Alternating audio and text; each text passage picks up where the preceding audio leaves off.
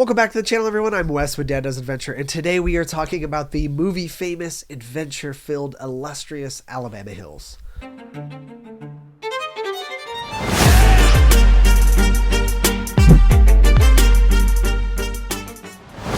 Alabama Hills is most known for its filming locations for almost every early American Western, as well as blockbuster hits like Iron Man and Tremors, but it is one of my go-to destination spots in the winter when I am totally jonesing for the Eastern Sierras and I can't get up there. Alabama Hills is a great place to go rock climbing, overlanding, off-roading, tent camping, and just all-around sightseeing. It's a great place for the family. There are lots of family-friendly hikes, as well as some moderate temperatures even during winter. There have been some changes over the years. Originally, Alabama Hills was a dispersed camping area managed by the Bureau of Land Management. They have reclassified the area after COVID to allow for designated spots only. I understand the decision to do this. Initially, I was really frustrated because a lot of my favorite spots were no longer an option. But during COVID, a lot of folks decided to semi-live out there, and it made it almost unmanageable for the Bureau of Land Management. So now they have designated sites only.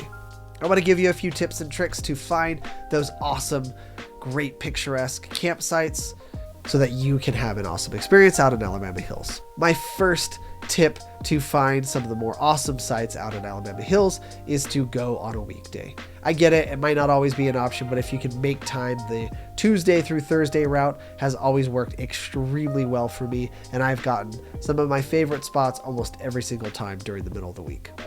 If you can't make it during the middle of the week, there are two areas. If the main area is filled up, you can come in through the north. You would pass Lone Pine and come back in off of Moffett Ranch Road, or Moffett, either way.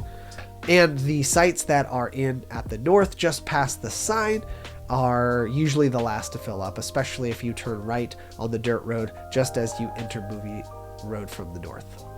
The other spot, if you have struck out in the main area of Alabama Hills, is across the street in the south off of Whitney Portal Road. So from Movie Road, you would cross the street, take a right on Whitney Portal Road, and then another left, and some of the dirt roads off of the left of that road have a handful of designated sites as well. If all else fails, there are two campgrounds in the area below the Portal Road, and both of those tend to always have spots, so you can always stay in those campgrounds and drive the couple miles over and adventure in Alabama Hills during the day. So now that you're in Alabama Hills, here's a few things that you can do activity-wise.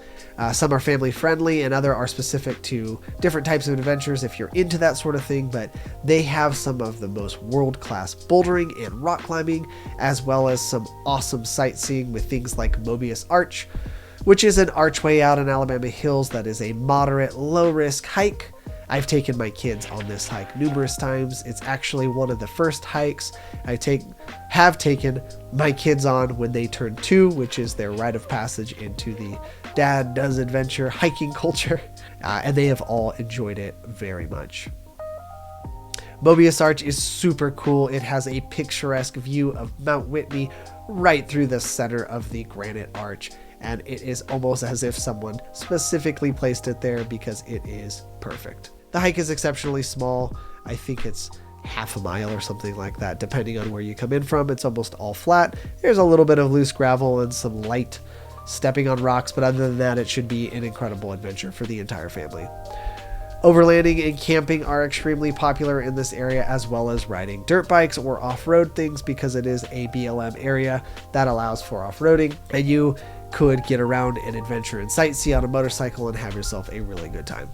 If you are into taking photos and you wanted one of those picturesque Eastern Sierra photos that get sold in every gas station up to $3.95, here are a few tips to help you capture that incredible image. The best tip I have for you that has never let me down, or very rarely let me down, is getting that alpine glow photo of the Whitney Range and all its adjacent partners when the rest of the Eastern Sierra is still blue and has snow on it, and you get this incredible contrast of the blue around it and the peak right on the mountain, and it happens for 2 to 8 minutes every morning in the winter months, and even shorter than that in the summer months. Here's one of my favorite photos that I've taken from that time period. I've even got lucky enough to catch that time period in the mist, which was such a fun experience. The other tip I have for you, if you're photographing that area and you want to get something really unique and cool, is the rock formations that exist in Alabama Hills. And again, please do this safely. The rock formations in Alabama Hills line up with Mount Whitney. Depending on how you line everything up, you can put a subject on a rock group and have it at a upward angle towards Mount Whitney and get that perfect angle, and then use some sort of magnification. My preference is to use 100 to 400. By using that, you get this really incredible compression with a perfect line of sight up to the mountain and a subject right in between. It makes the subject seem very small and the mountains seem gigantic. Here's an example of that on a rock group out on Movie Road, and there are hundreds of opportunities to do this, which makes it really fun because you can scout out and find your own rock pile that lines up perfect from your point of view. I hope you get that incredible photo of Alabama Hills. When I camp in Alabama Hills, I'm usually in the back of my trusty first generation Sequoia Gill, and yes, I will be doing a full vehicle walkthrough at some point very soon. And I do have the luxury of having a small diesel heater, so I have yet to have a cold night in Alabama Hills. I do realize that not all of you have the luxury of having a rig with those types of capabilities. Generally speaking, the weather in the winter is mild in Alabama Hills. It does snow occasionally, and I mean very occasionally, but for the most part it is dry and in the 30s to 50s at night, which is very moderate for that area. Well, I hope you make your way out to Alabama Hills and enjoy some of its beauty. I'm going to end with a video montage of some of my favorite spots. I hope you really enjoy it, and I hope you enjoy it as much as I enjoyed making it for you.